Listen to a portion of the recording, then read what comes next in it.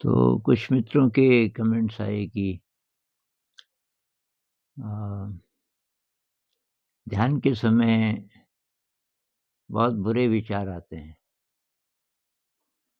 और एक कमेंट में तो ऐसा था कि इसलिए मैंने ध्यान करना तो छोड़ दिया क्योंकि उस समय बुरे विचार आते हैं। तो भई बाकी समय अच्छे विचार आते हैं क्या आपको? जितने समय आप जागे रहते हो, अगर ध्यान के समय बुरे विचार आते हैं, तो बाकी समय मन में क्या अच्छे विचार चलते रहते हैं? भई मन में तो कुछ न कुछ चलता ही रहेगा। मन अपने आप चुप हो जाए, ऐसा बहुत रेयर है, ऐसा तभी होता है जब बहुत ज़्यादा इंटरेस्ट किसी चीज़ में हो, उस समय कुछ देर के लिए चुप हो जाता है। जैसे प्रेम के क्षणों में मन बीच-बीच में चुप हो जाएगा। आप जिसको प्रेम कर रहे हैं मान लीजिए वो आपके सामने है और कुछ बोल भी नहीं पा रहे, तो उस समय शब्द खत्म हो जाएँगे, उस समय मन आपका चुप हो जाएगा। उसी तरह से क्रिएटिविटी में आप किसी काम में खोए हुए हैं कुछ भी काम हो, चाहे आप पॉटर हो, कोई पॉटरी कर रहे हो, चाहे कारपेंटरी कर रहे हो, चाहे खाना बना रहे हो, चाहे कोई चित्र बना रहे हो, चाहे डांस कर रहे हो, कोई मशीन ठीक कर रहे हो, आपका अ, साइंस का शौक है आपको और कई चीज़ें जैसे आप ठीक कर लेते हो, कोई पुरानी टॉर्च है, कोई बिजली की चीज़ें हैं। अब आप किसी मशीन नई प्रकार की मशीन है, खराब हो गई, उसको समझने की कोशिश कर रहे हो, उस समय भी मन चुप हो जाता है। कभी कोई पहेली है, पहेली किसी ने पूछी, उसका उत्तर तुरंत नहीं आ रहा है, उस समय मन ज़रा चुप हो जाता है। किसी का नाम याद नहीं आ रहा है, आप सोच रहे हैं क्योंकि ज़रूरत है अभी उसके नाम की, याद नहीं आ रहा, थोड़ी देर के लिए तभी भी मन चुप हो जाता है। पर ऐसे क्षण तो बहुत कम आते हैं। तो इसीलिए ना मैं कहता हूँ कि क्रिएटिविटी बढ़ाइए ज़िंदगी में। क्रिएटिविटी बढ़ेगी तो ये जो मन बीच-बीच में चुप होता है, आपको पता चल जाएगा कि ये चुप होना क्या होता है। अब भई ध्यान के समय तो बाधा आएगी ही आएगी।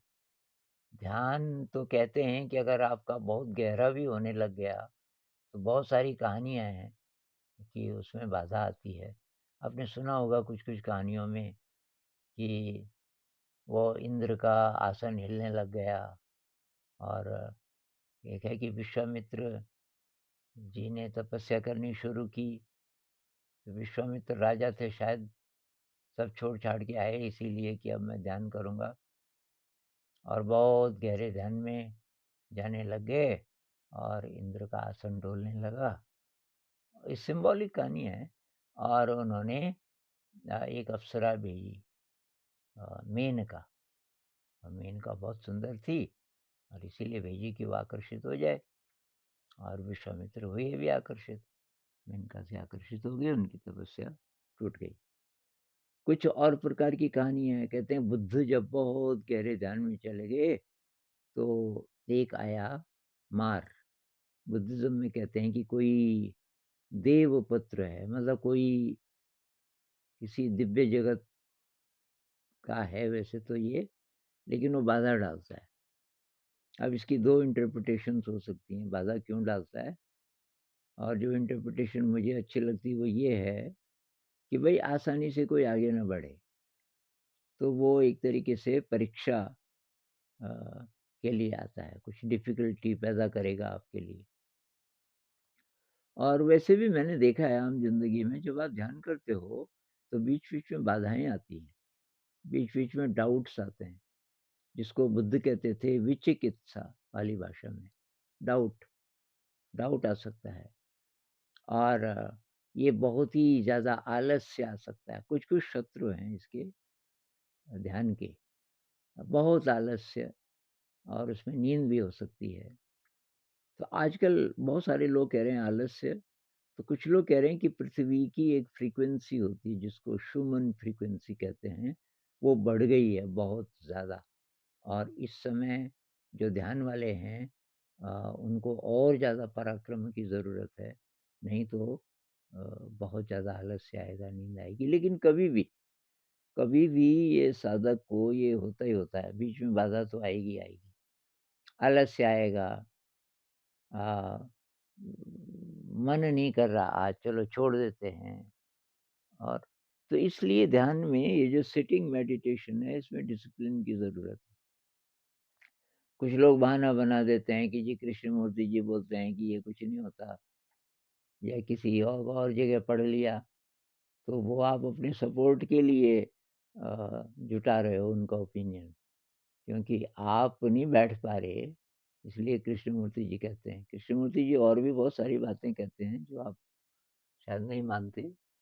वो तो कहते हैं हर समय अवेयर रहो, be aware all the time. Krishnamurti ji ये भी कहते हैं कि ये जो रास्ता है सत्य का, उनके लिए है जो कि अकेले खड़े हो सकते हैं। वो कहते हैं कि हज़ारों-हज़ारों लोग एक ही दिशा में जा रहे हैं। क्या आप और आपको पता है कि ये मेरी दिशा नहीं है। क्या आप अकेले खड़े हो सकते हो कि भई मैं नहीं जाऊँगा इनके साथ, मेरी दिशा ये नहीं है। है हिम्मत आप में? बिल्कुल अकेले, क्योंकि सब आप पे उँगली उठाएँगे। उनके लिए है ये रास्ता सत्य का। ये तो छोटी-मोटी बाधाएँ हैं कि आपको जी नेगेटिव विचार आ रहे हैं। भई विचारों को आने दो। कोई भी विचार आए उसको मेरा मत बोलो, क्योंकि आपका विचार वो है भी नहीं। आप उसको एक्सेस कर रहे हो, उस विचार को एक्सेस कर रहे हो अपनी मेमोरी से, या उसको खुद ही बना रहे हो अपनी कल्पना से। वो हमारे ब्रेन की चाल है। और उससे आप विचलित हो गए, तो बस तब तो आप विचलित होते ही रहोगे। आहार, निद्रा, भय, मैथुन 4 ये हैं जो आपको विचलित करेंगे। आहार खाना, खाना ज़्यादा खा लिया। निद्रा, निद्रा हम जानते ही हैं। भय, डर ज़रूर लगता है। ध्यान में कई लोगों ने ये बोला अलग-अलग प्रकार से, इसमें डर लगता है। भई डर क्यों नहीं लगेगा? क्योंकि जो पुरानी फाउंडेशंस हैं, आपकी ज़िंदगी जिन बुनियादों पर अभी तक टिकी थी कि पढ़ाई-लिखाई करेंगे, जॉब करेंगे, और जिनके पास जॉब है तो और सपने होंगे भविष्य के, उसी को ज़िंदगी मान के चल रहे थे। उसकी बुनियाद खिसक रही है। बुनियाद क्या? कि भई बाहरी जगत में आप कुछ भी कर लो, कुछ होने वाला नहीं है, क्योंकि मृत्यु है। मृत्यु आके एक झटके में सब छीन लेती है। इसलिए मृत्यु को याद रखो हमेशा। कुछ टाइम के लिए ज़िंदगी मिली है, हमेशा के लिए नहीं। अब इसका क्या इस्तेमाल आप करना चाहते हो? तो आध्यात्म किसके लिए है? आध्यात्म इसके लिए है कि भई जो छिन सकता है, उसके भरोसे नहीं। जिसको काल छीन सकता है, रुपए-पैसे को, आपके नाम को, पद को, बाहर के जगत में किसी भी प्रकार की सुरक्षा है, उसको काल छीन लेगा। बीच में भी छीन सकता है, नहीं तो मृत्यु के समय तो छीन ही लेगा, और शरीर भी जा रहा है। उस समय क्या चीज़ आपकी मदद करेगी? लेकिन उसी समय नहीं, अभी से भी। अभी से भी जब मन व्याकुल होता है, आपके अंदर ऐसी कौन-सी शक्ति है, जो उस समय आपको थोड़ा-सा ठीक रखेगी? वो यही शक्ति है अंदर की। इसको आप बढ़ाते रहोगे तो कैसे भी क्षण आए ज़िंदगी में, कितनी भी मुश्किल आए, वो अंदर का स्पर्श रहता है कि नहीं, सब ठीक हो जाएगा, सब ठीक है। बाहर ठीक हो ना हो, लेकिन अंदर ठीक है। असली अंदर ठीक होना चाहिए। जब हम कहते हैं कि ज़िंदगी में ठीक है भाई, मैं संतुष्ट हूँ, तो संतुष्ट किस चीज़ से? बार-बार की चीज़ों से आदमी संतुष्ट हो नहीं सकता, और डिज़ायर्स आती हैं। संतुष्ट वो तब होता है जब उसको अंदर की शक्ति का पता चल जाता है। उस शक्ति का जब पता चल जाता है तब बहुत कम साधन चाहिए। बाहर के जगत में बहुत कम साधन चाहिए, उतने तो अपने आप आ जाते हैं। कोई मुश्किल नहीं आती उसके लिए। तो तब संतोष जीवन में तब आता है कि भई बाहर ज़्यादा आपको परिश्रम करने की ज़रूरत तब नहीं रहती। साधनों के लिए और आपके अंदर शक्ति ज़्यादा आ जाती है। तो जब चाहिए साधन तो आप बहुत आसानी से जुटा भी लोगे और आपको पता रहेगा इन साधनों में कोई अतिरिक्त वैल्यू नहीं है, उतनी ही है जितनी है। मतलब अ, रोटी चाहिए, कपड़ा चाहिए, मकान चाहिए, जितना चाहिए उतना ही। उसके अतिरिक्त रोटी में कोई वैल्यू नहीं है।